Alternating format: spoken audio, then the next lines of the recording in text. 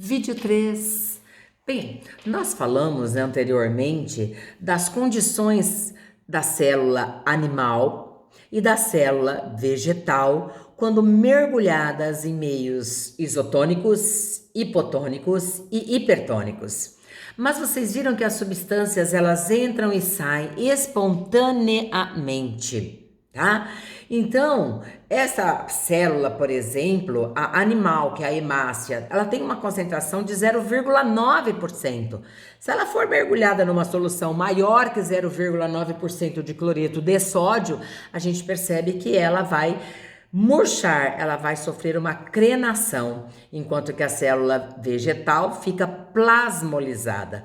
Porém, se essa célula animal for mergulhada no meio hipotônico, ela vai receber água e ela pode sofrer uma lise. Mas se a célula vegetal fica túrgida, ela não sofre a lise, porque ela tem dupla membrana.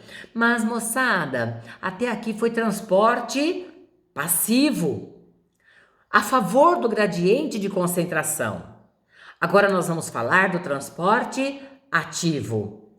Esse transporte ativo é contra o gradiente de concentração e ocorre gasto de energia, porque as substâncias vão sempre passar do meio menos concentrado para o meio mais concentrado.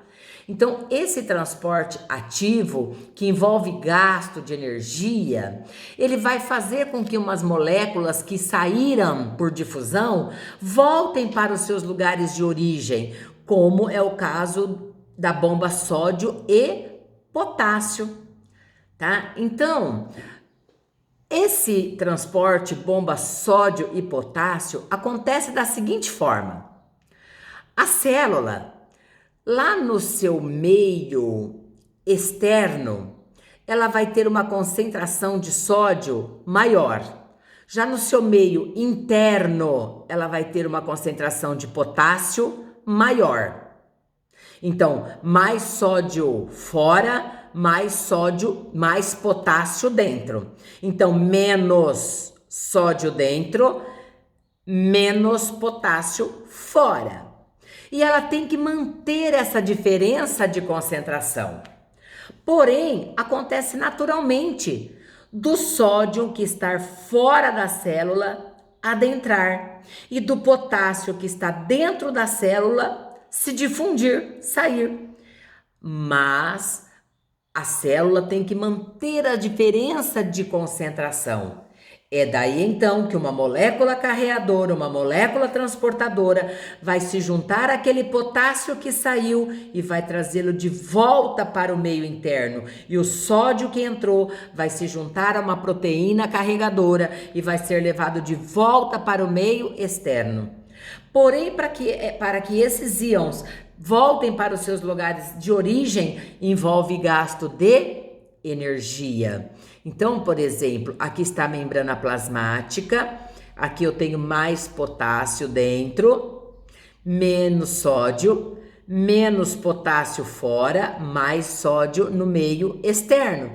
Essas substâncias se difundem, o potássio sai e o sódio entra. Foi uma difusão, mas temos que manter as diferenças de concentração. Então, o que vai acontecer? Esta molécula, esse íon de potássio vai se juntar a uma molécula carregadora e ele vai ser devolvido para o meio interno, mas para atravessar a membrana plasmática há um consumo de ATP.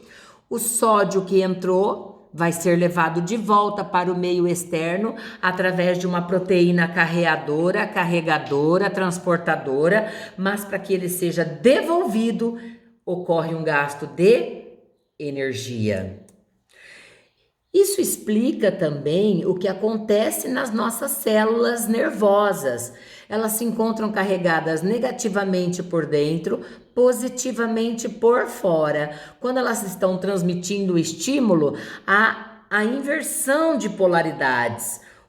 As cargas negativas começam a sair, as positivas começam a entrar. E depois que essa célula conduz o pulso elétrico, as cargas negativas devem voltar para o meio interno e as positivas devem voltar para o meio externo.